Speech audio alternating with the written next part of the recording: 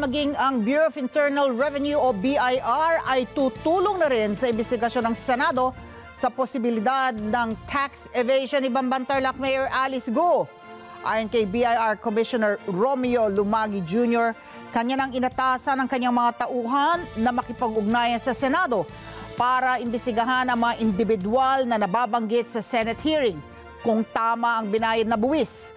Sakaling mapatunayan ng kawanihan ng tax evasion, ikakasa nila ang lahat na angkop na enforcement actions, kasama na riyan ang pagsasampa ng tax evasion cases at babala ng Commissioner.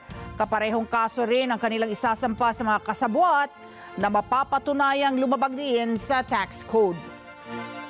Maraming salamat sa inyo pong pagsubaybay sa Mata ng Agila Primetime.